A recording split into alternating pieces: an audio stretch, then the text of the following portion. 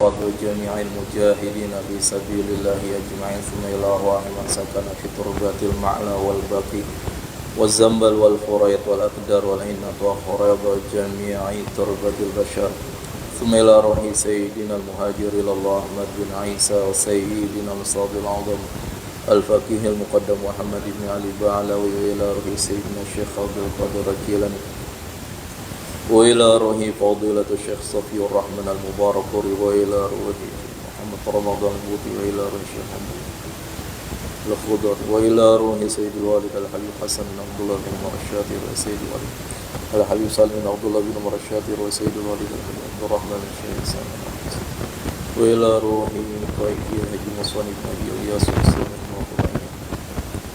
ثم إلى أرواح أموات أهل هذه البلدة من المؤمنين والمؤمنات والمسلمين والمسلمات أن الله يغفر لهم ويرحمهم ويولي درجاتهم في الجنة وينفعنا ببركاتهم وأسرارهم وأنوارهم وعلومهم ونفحاتهم في الدين والدنيا والآخرة. الفاتحة. أعوذ بالله من الشيطان الرجيم. بسم الله الرحمن الرحيم. الحمد لله رب العالمين الرحمن الرحيم مالك يوم الدين إياك نعبد وإياك نستعين اهدنا الصراط المستقيم صراط الذين أنعمت عليهم غير المغضوب عليهم ولا الضالين آمين. بسم الله الرحمن الرحيم. الحمد لله رب العالمين. اللهم صل على سيدنا محمد مفتاح باب الرحمة الله عدد ما في علم الله صلاة وسلاما دائمين بدوام ملك الله وعلى آله وصحبه أجمعين. سبحانك لا علم لنا إلا ما علمتنا إنك أنت العليم الحكيم ولا حول ولا قوة إلا بالله العلي العظيم. رب اشرح لي صدري ويسر لي أمري واحلل عقدة من لساني يفقهوا قولي. نوينا التعلم والتعليم والنفع والانتفاع والإفادة والاستفادة والتذكر والتذكير والحث على التمسك بكتاب الله وسنة رسوله والدعاء إلى الهدى والدلالة إلى الخير ابتغاء وجه الله ورضا وقربه وثوابه. اللهم يا من مقاليد الأمور كلها بيده وإليه يرجع الأمر كله يا فتاح يا عليم افتح لنا فتحا قريبا يا فتاح يا عليم يا فتاح يا عليم يا فتاح يا عليم. اللهم أغننا بالعلم وزيدنا بالحلم وأكرمنا بالتقوى وجملنا بالعافية. اللهم ارزقنا فهم النبي وحفظ المرسلين وإلهام الملائكة المقربين برحمتك يا أرحم الراحمين. ربي زدنا علما وارزقنا فهما. صلى الله على سيدنا محمد وعلى آله وصحبه وسلم والحمد لله رب العالمين.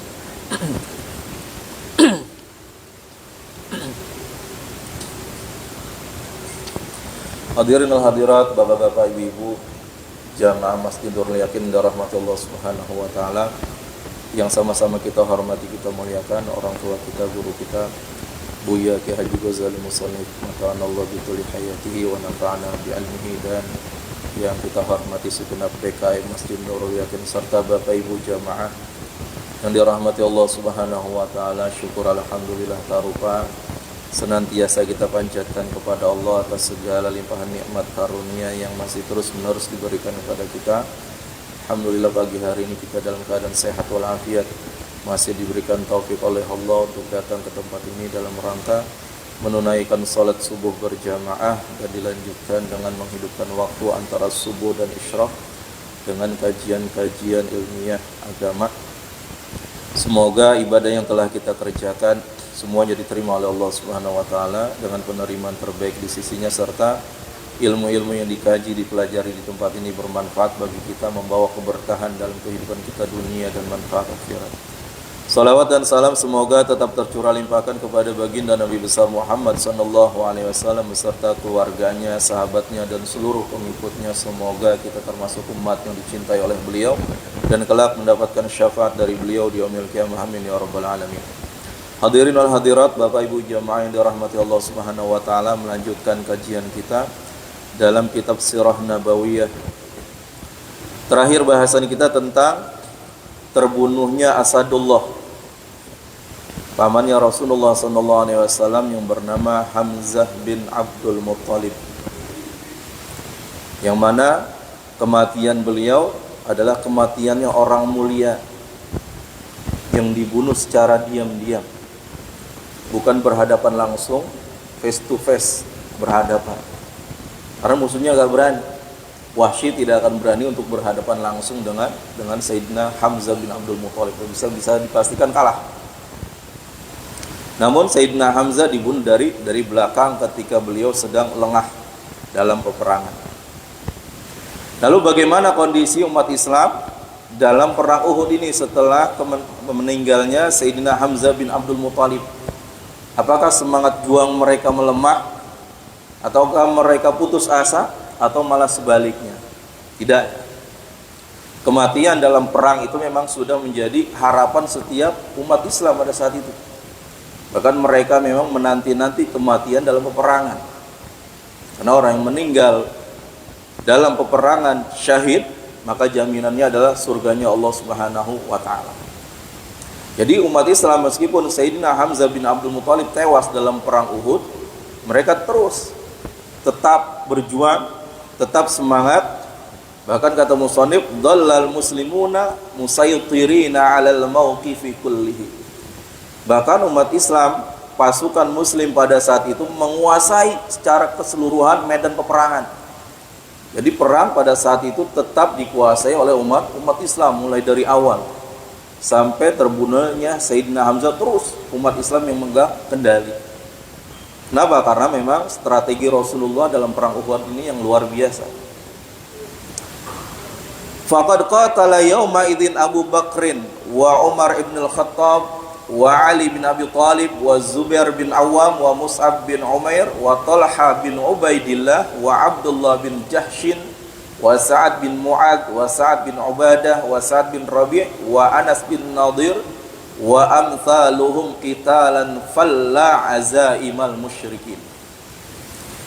Musannif mengatakan bahwasanya dalam peperangan ini tidak lupa disebutkan Sayyidina Abu Bakar, Sayyidina Umar bin Khattab, Sayyidina Ali bin Abi Thalib, Sayyidina Zubair bin Awam, Mus'ab bin Umair. Meskipun nanti Sayyidina Mus'ab bin Umair ini wafat pada perang Uhud ini, meninggal syahid. Talha bin Ubaidillah, yang mana Sayyidina Talha bin Ubaidillah ini adalah orang yang dikatakan oleh Sayyidina Abu Bakar ketika ditanya bagaimana kejadian perang Uhud itu nanti. Sayyidina Abu Bakar mengatakan perang Uhud adalah perangnya Talha bin Ubaidillah. Artinya orang yang paling banyak dalam perang Uhud itu Sayyidina Talha bin Ubaidillah. Kenapa? Karena nanti di ronde kedua peperangan Uhud bagaimana perjuangan Talha bin Ubaidillah dalam menjaga Rasulullah, dalam melindungi Rasulullah.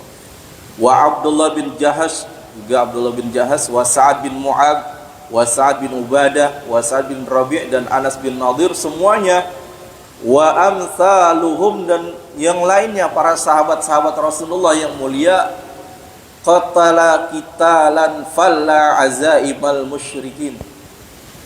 Mereka berperang dengan sangat luar biasa, falla azaimal musyrikin, sampai-sampai memporak-porandakan kekuatan pasukan kaum musyrikin. Kemarin kita diceritakan hanya satu orang, ya, Abu Dujanah, bagaimana beliau berperang dengan pedang Rasulullah, dan sahabat yang lain tentu pun seperti itu. Tidaklah mereka melihat musuh di depannya kecuali dibunuh itu musuh. Tidaklah mereka melihat musuh di hadapannya kecuali diterjang semuanya, barisan musuh, hingga mereka semuanya sampai ke tengah. Jadi terus menyelusup ke depan. Jadi nggak mundur, enggak, tapi terus tuh diterjang musuhnya, diterjang, nggak ada rasa takut sedikit pun. Wa fatta fi a'dadihim, dan habis tuh barisan-barisan musuh pada berantakan. Ini baru belum semua disebutin sahabat, baru sedikit. Istinya hanya beberapa titik saja. Sahabat diceritakan dalam perang Uhud. Kalau seandainya diceritakan semua, Pak, panjang, Pak. Berhari-hari, bahkan berbulan-bulan kita baca itu setiap titik sahabat dalam perang Uhud ini. Karena kenapa? Memang luar biasa semuanya. Kehebatannya, ketangkasannya dalam perang Uhud dan perang-perang yang lainnya. Nah, di antara para sahabat ini yang ikut berjuang dalam perang Uhud diceritakan ada seorang sahabat yang bernama Hanzalah. Hanzalah ini dijuluki oleh Rasulullah Al-Ghasil, orang yang ketika wafatnya dimandikan oleh malaikat.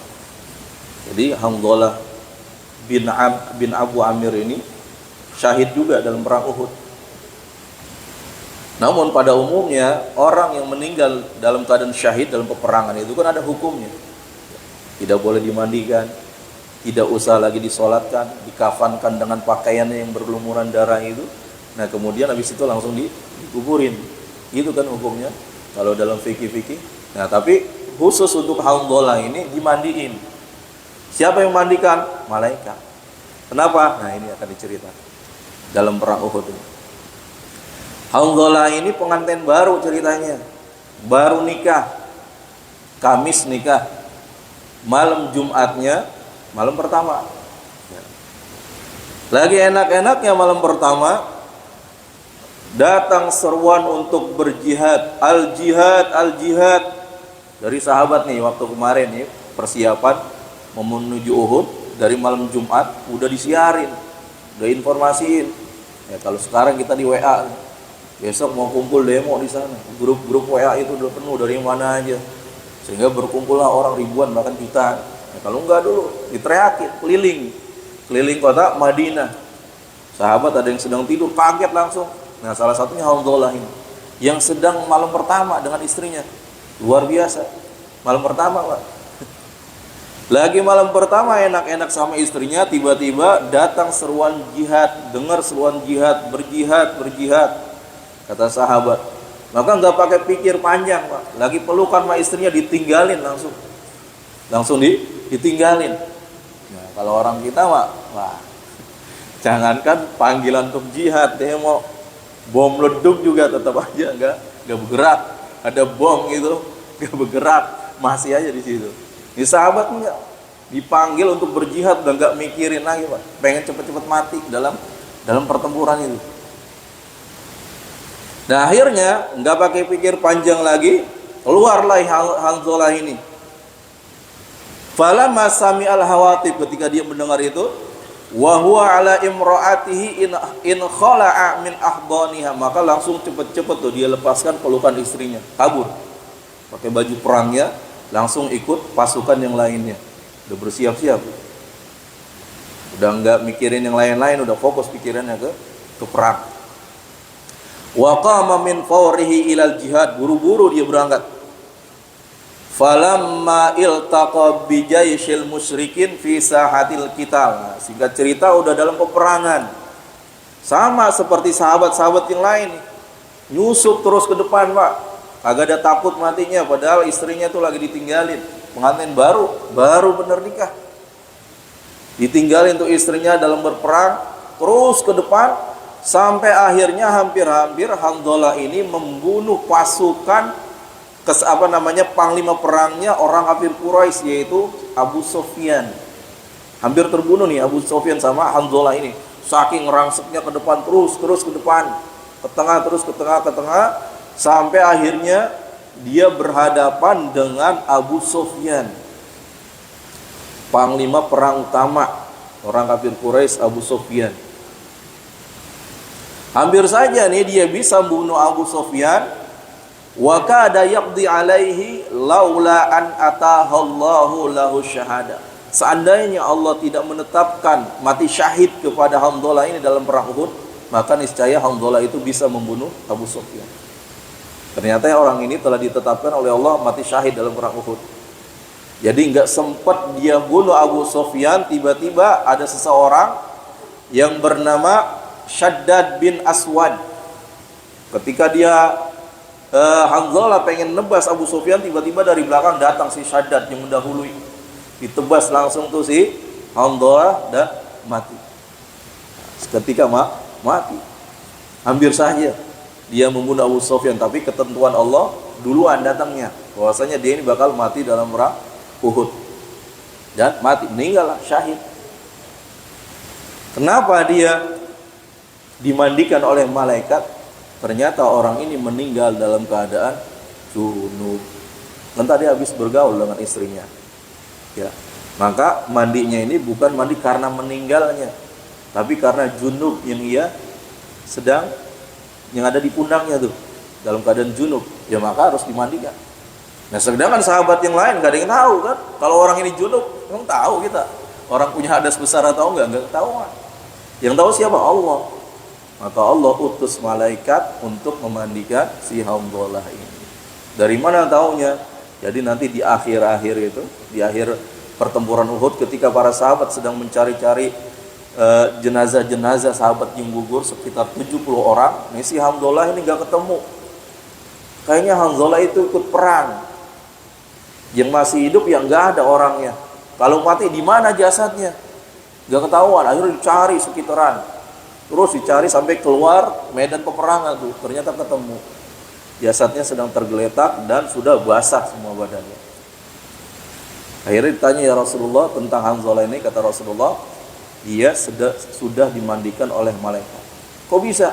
Coba tanya istrinya apa yang terjadi. Akhirnya ditanya, ternyata betul. Mereka setelah melakukan hubungan nggak sempat mandi langsung berangkat. Akhirnya dalam keadaan junub. Nah ini si Sayyidina Hamdalah. Nah si Hamdalah ini bapaknya itu si Amir, Abi Amir yang orang fasik dari kalangan Bani Khuza'ah orang Ansor yang kemarin ingin menarik pasukan Ansor supaya kembali ngikutin dia. Salah satu strategi busuknya orang kafir Quraisy memanfaatkan Abu Amir untuk menarik pasukan Ansor supaya tidak ikut Rasulullah. Nih, bapaknya si Hamdalah itu orang fasik, tapi anaknya luar biasa. Keimanannya kuat. Nah, kemudian kita akan beralih kepada pasukan pemanah.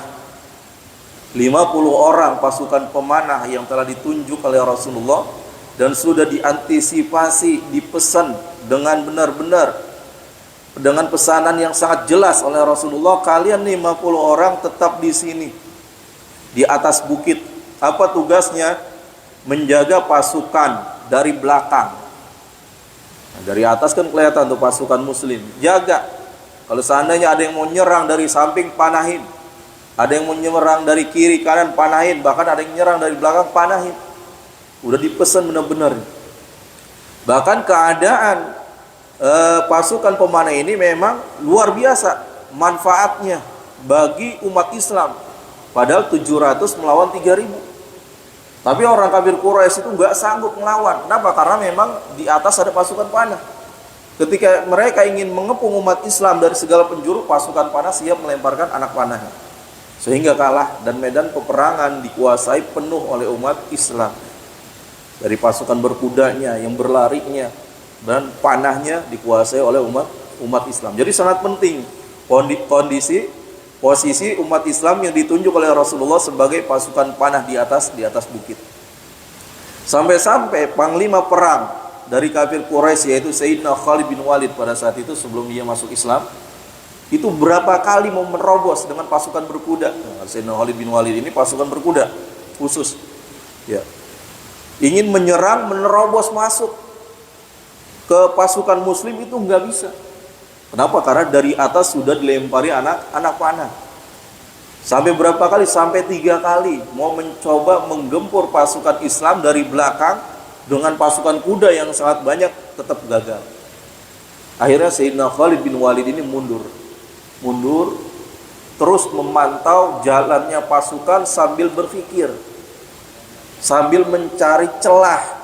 Kalau seandainya ada saja sedikit celah dalam perang Uhud ini, kelemahan umat Islam, maka itu langsung diterobos sama Sayyidina Khalid bin Walid. Jadi Sayyidina Khalid bin Walid itu nggak ikut perang langsung di situ. Setelah gagal nerobos dengan pasukan berkuda dari samping kiri, dari kanan, dari belakang gagal, udah akhirnya dia dengan pasukan berkuda mantau dari jauh kondisi umat Islam. Apa ini yang menyebabkan orang kafir Quraisy tidak bisa berkutik sama sekali padahal jumlah mereka sangat banyak. Nah, setelah diperhatikan ternyata di atas ada pasukan pemanah. Makanya pasukan Quraisy yang Khalid bin Walid dah mantengin dah. Nunggu ada kesempatan, kelengahan atau ada celah baru langsung dia akan bergerak. Cuma belum tahu nih Sayyidina Khalid bin Walid apa kira-kira celah yang akan ia dapatkan dalam perang Uhud ini. Yang Sayyidina Khalid bin Walid adalah panglima perang yang benar-benar luar biasa ahli dalam berperang, taktiknya. Nah, akhirnya karena memang kondisi peperangan itu dikuasai sepenuhnya oleh umat Islam, maka pasukan kafir Quraisy itu hampir-hampir udah nggak bisa bergerak sama sekali, Pak. Sampai-sampai itu mereka merasa putus asa, hasad bil ajzi, perasaan lemah itu, wal khuri, ahasad bila ajzi wal khuri, perasaan putus asa, lemah, udah mentok, udah nggak berdaya, itu akhirnya merasuki jiwa mereka, pasukan Islam, kepada pasukan musuh orang kafir Quraisy.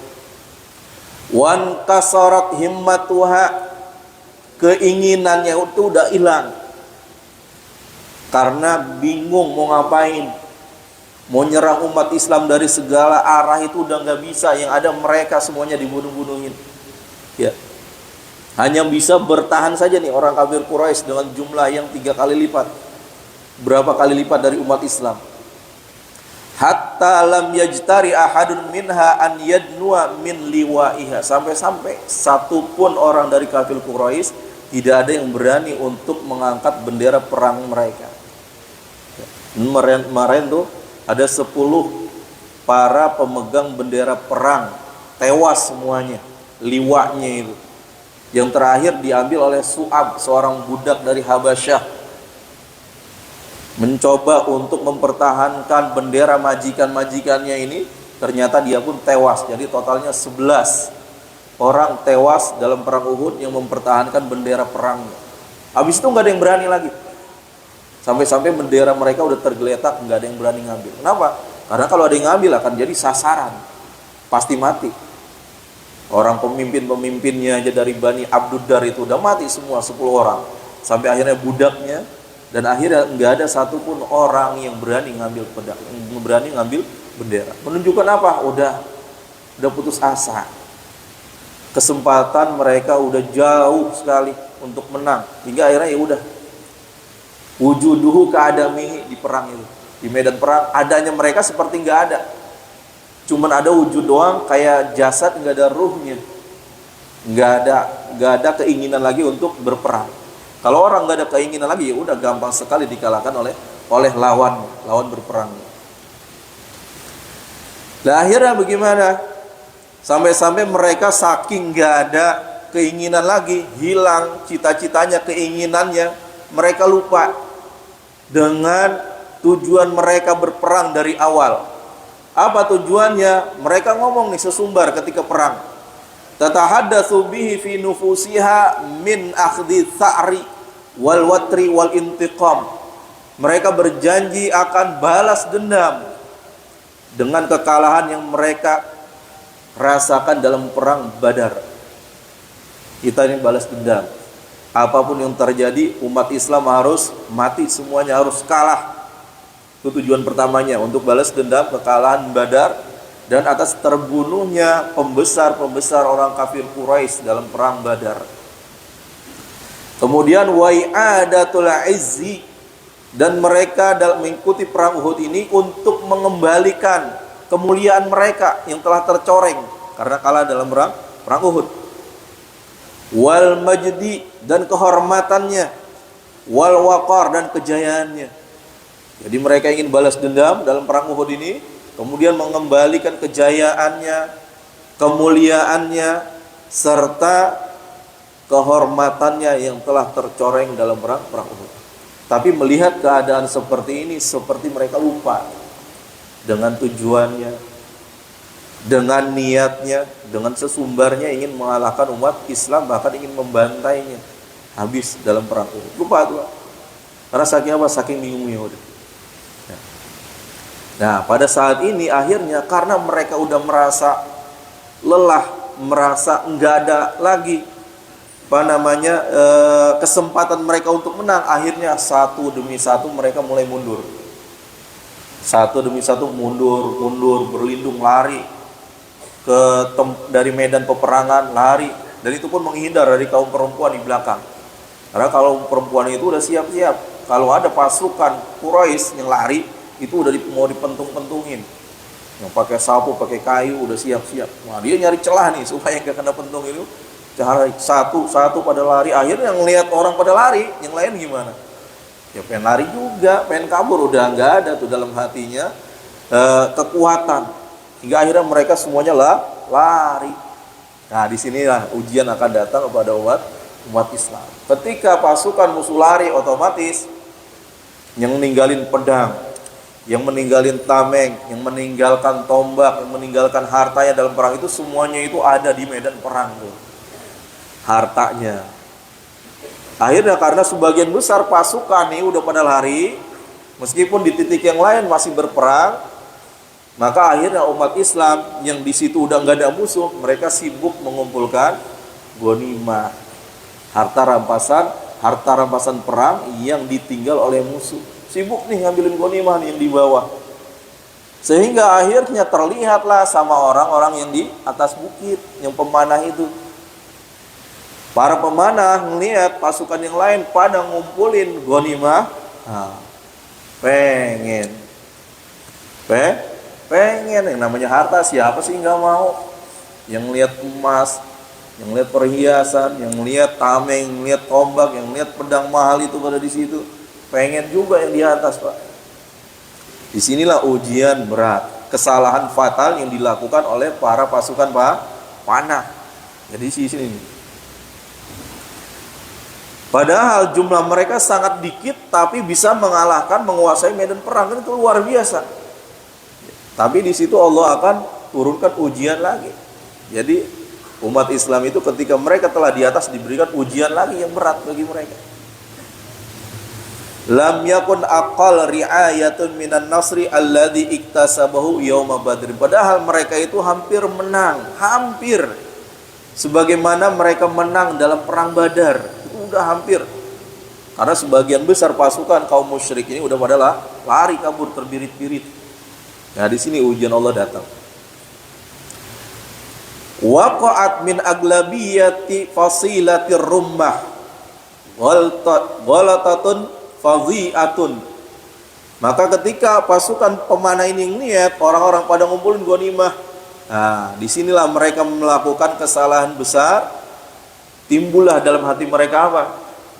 Sifat egois, sifat mementingkan diri sendiri. Ketika melihat orang mengumpulin harta, wah saya juga pengen, saya juga ingin dapat ghanimah, saya juga ingin mengumpulkan ghanimah yang berceceran di bawah. Nah, inilah akhirnya mereka timbul tuh keinginan dalam hatinya, yang mana nanti waqad takunu sababan fi muqtalin Nabi sallallahu alaihi wasallam. Yang pertama dengan dengan kelakuan mereka ini, para sahabat itu akan menjadi penyebab hampir saja Rasulullah terbunuh dalam perang Uhud. Hampir Rasulullah terbunuh dalam perang Uhud karena memang Rasulullah sudah dikepung habis-habisan oleh musuh. Untung aja di situ ada Sayyidina Thalhah bin Ubaidillah tadi, yang luar biasa jasanya dalam menjaga Rasulullah dalam perang Uhud ini. Wadat ila ilhaqil khasair al-fadhihah bil muslimin, dan mereka akan mendapatkan kerugian yang sangat besar dalam perang Uhud.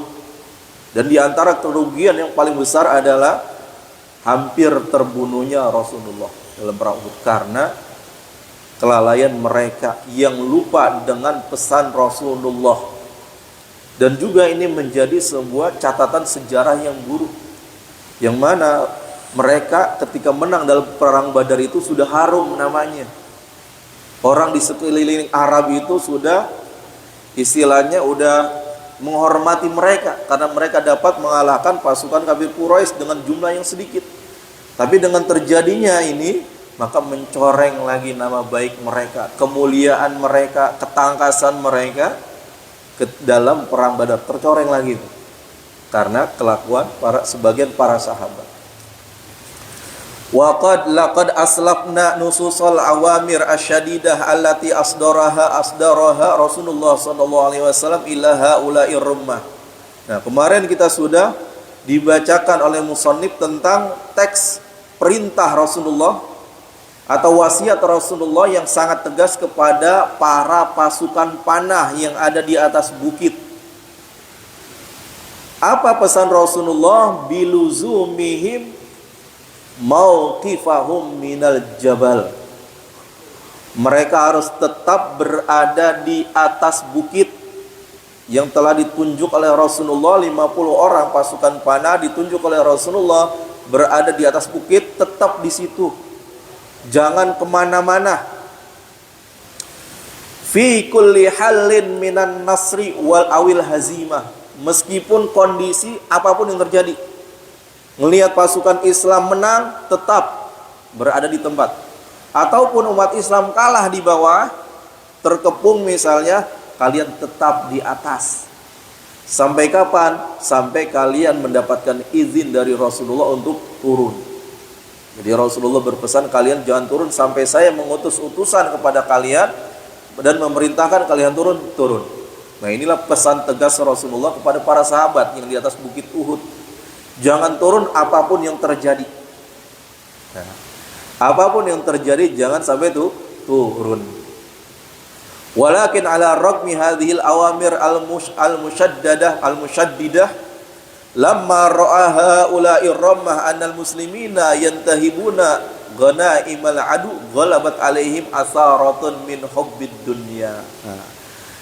Padahal Rasulullah sudah memberikan pesan yang sangat jelas, sangat tegas dan sangat penting yang telah disampaikan kepada para pasukan panah ini.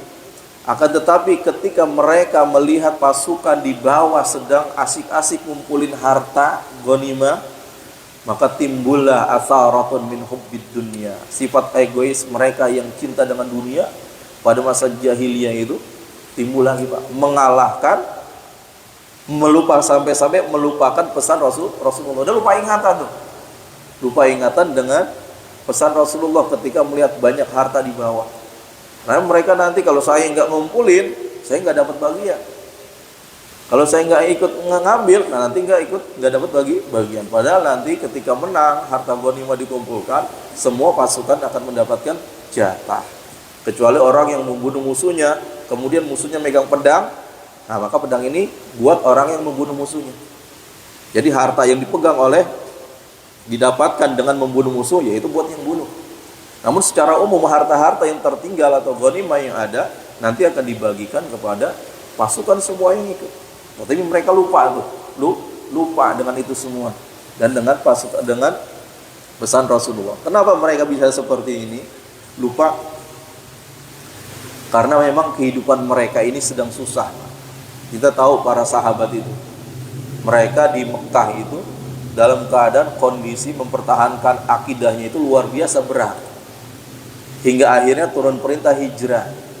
Akhirnya mereka hijrah ke Madinah dalam keadaan tidak membawa apa-apa, kecuali hanya membawa sesuatu yang mereka butuhkan secara doruri. Memang sangat penting ya, pakaian yang dipakai ya hanya selembar. Bekal yang dibawa hanya sekedar bisa menyampaikan mereka ke Madinah, nggak bawa bayaran banyak. Yang punya harta banyak ya ditinggal semuanya. Jadi kondisi mereka ini masih kondisi yang susah di Madinah. Itulah yang menyebabkan mereka timbul keinginan untuk ikut mengambil ghanimah itu. Karena memang saking susahnya mereka pada saat itu. Nah, di sini kita mungkin ya bisa memaklumi mereka, para sahabat ini. Di samping itu adalah ujian dari Allah Subhanahu wa taala yang menjadi pelajaran kita umat-umat setelah. Nah, akhirnya sebagian mereka nih ketika melihat para pasukan di bawah sedang mengumpulkan ghanimah, akhirnya mereka saling berbicara. Faqala ba'duhum li ba'din, sambil ngomong pada teman-temannya, neriakin, al-ghanimah, ghanimah. Ayo kita kumpulin ghanimah. Ayo kita ambil tuh ghanimah, ikut dengan pasukan yang di bawah. Zahara ashabukum. Pasukan kita telah menang, sahabat teman-teman kita telah menang di bawah. Ayo kita turun. Fama tantadhirun. Apa yang kalian tunggu? Ayo turun. Turun, akhirnya lupa tuh. Sampai-sampai pemimpin mereka Abdullah bin Jubair yang diperintahkan oleh Rasulullah jadi pemimpin pasukan panah di atas itu udah ngingetin mereka. Udah diingetin. Apa yang Abdullah bin Jubair mengatakan, wa qala anasitum ma qala lakum Rasulullah sallallahu alaihi wasallam. Wahai para pasukan panah, apakah kalian gak ingat, apakah kalian lupa dengan pesan Rasulullah kepada kita agar tetap bertahan di sini apapun yang terjadi, tetap berada di atas bukit ini apapun yang terjadi, pasukan menang ataupun kalah, tetap kita harus bertahan waspada di atas bukit ini sampai memang Rasulullah memerintahkan kita tuh turun. Bertahan, semua harus bertahan. Lah orang pesannya Rasulullah aja udah nggak ingat, apalagi omongan temennya ya. Meskipun Abdullah bin Jubair yang ditunjuk sebagai pemimpin di atas itu, tapi ya temennya yang nggak didengerin, Pak. Karena udah senang melihat pasukan di bawah ngumpulan ghanimah, udah nggak didengerin lagi. Walakinil aglabiyata as-sahiqata lam talqa li hadza tadhkir balan. Sama sekali enggak digubris tuh pesannya Rasulullah, omongannya Abdullah bin Jubair tentang pesan Rasulullah enggak dingain bahasanya, enggak dihirauin. Mereka tetap tuh turun. Berapa yang turun? Summa ghadara wa qalat wallahi lanatina nas falanusibanna minal ghanimah. Enggak didengerin tuh omongannya Abdullah bin Jubair tadi yang ngingetin bahwasanya Rasulullah udah menempatkan kita di sini, jangan pernah turun. Enggak diingetin, enggak digubris tuh. Sampai-sampai mereka mengatakan, membalas, demi Allah lanatina nas, kami akan ikut turun bergabung di bawah. Walanusibanna minal ghanimah, dan kami akan ikut mengumpulkan harta perang. Summa ghadara arba'una rajulan au aktsar haula'i rammah mawaqi'ahum minal jabal. Maka turun sekitar 40 orang lebih. 40 orang tuh turun. Ya 80%, hampir 90% tuh turun. Padahal jumlah mereka di atas hanya 50 orang. Yang turun 40 orang lebih. Dan sekitar dalam riwayat 41 orang turun semuanya. Maka tersisa berapa? 9 orang. Padahal dari jauh Khalid bin Walid itu sedang memantau. Nah, inilah kesempatan yang emas Sayyidina Khalid bin Walid untuk memutarbalikkan keadaan. Jadi udah dipantau dari jauh. Pasukan Khalid bin Walid ini dari jauh udah ngeliatin. Dengan kondisi umat Islam kafir Quraisy yang kalah dalam peperangan di bawah karena di atas ada pasukan panah. Jadi perhatiin, ngeliatin, wah kesempatan ini. Akhirnya turunlah sekitar 41 orang ini ikut bergabung mengambil ghanimah. Amma qa'iduhum Abdullah bin Jubair faqad dzakarahum awamira Rasulullah sallallahu alaihi wasallam. Ya udah diingetin nama Sayyidina Abdullah bin Jubair, mereka tetap enggak mau. Akhirnya ya Sayyidina Abdullah bin Jubair karena ditunjuk oleh Rasulullah sebagai pemimpin di situ, maka dia tetap istiqomah, tetap mempertahankan tempat tersebut dengan jumlah pasukan yang masih ada, yaitu sekitar 9 orang, termasuk Abdullah bin Jubair.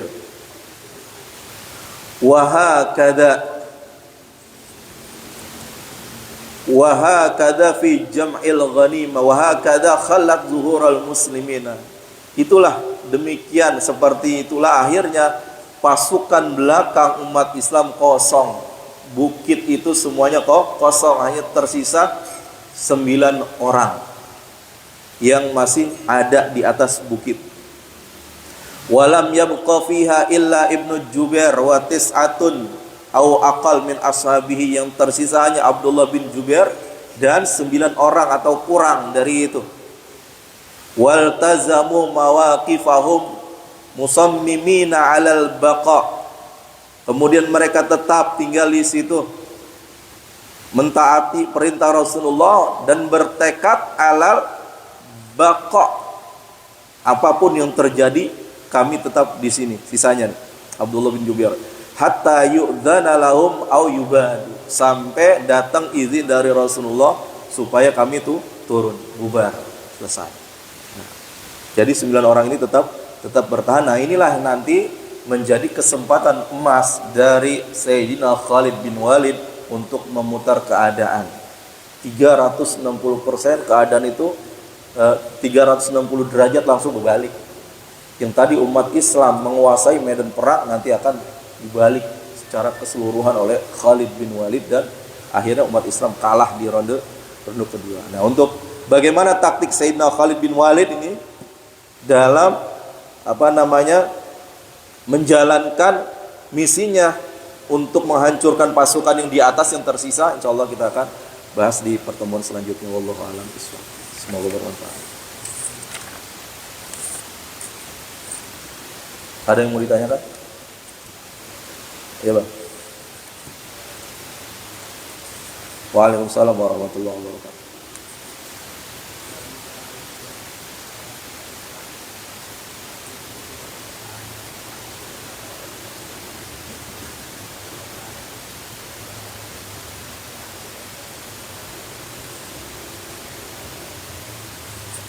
Nanti di akhir akan kita baca juga ya. Namun dari umat Islam yang gugur ini sekitar 70 orang. 70 orang. Kafir Quraisy itu berapa orang kafir Quraisy? Gak sampai 14 atau gak sampai 20 orang. Gak sampai 20 orang. Namun yang pasti ada 70 orang gugur syahid dari kalangan umat Islam. Gak banyak. Dari 300-700 orang gugur 70. Namun nanti itu umat Islam sangat terpukul atas kematian Sayyidina Hamzah, bukan kematiannya, tapi cara kematiannya itu yang membuat umat Islam, wabil khusus Rasulullah sangat menyayangkan kejadian mutilasi yang dilakukan oleh orang-orang kafir Quraisy kepada Sayyidina Hamzah bin Abdul Muthalib. Jadi 70 Bang. 70 dari umat Islam, dari orang kafir Quraisy itu kayaknya nggak lebih dari 20. Insyaallah nanti akan kita baca di depan. Udah itu aja. Bismillahirrahmanirrahim. Rabbana anfa'na bima 'allamtana rabbi 'allimna alladhi yanfa'una rabbi faqihna wa faqih ahlana wa qarabatin lana fi dinina ma halil qutri unsa wa dzakar rabbi wafiqna wa wafiqhum lima tartadi qawlan wa fi'lan karama warzuqil kulla halalan daima wa akhilat ya ulama nahda bil khairi wa nufa kulla syarr Rabbana waslih lana kulla syu'un wa aqira bi ridha minkal uyun waqdi anna rabbana kulla duyun qabla an ta'tiyana rusnun manun waghfir wastur anta akrama man satar wa salatullahi tarshal mustafa man ilal haqi da'ana wal wafa bi kitabin fihi linnasi shifa wa ala al-alil kirami syurafa wa ala sahabil masabihil gurar Allahumma hdina bihudak waj'alna mimman yusari'u fi ridhak ولا توالنا وليا سواك ولا تجعلنا ممن خالف أمرك وعصاك وحسبنا الله ونعم الوكيل نعم المولى نعم النصير ولا حول ولا قوة إلا بالله العلي العظيم وصلى الله على سيدنا محمد وآله وصحبه وسلم والحمد لله رب العالمين سبحانك اللهم وبحمدك أشهد أن لا إله إلا أنت أستغفرك وأتوب إليك ونعوذ بكم السلام عليكم ورحمة الله وبركاته.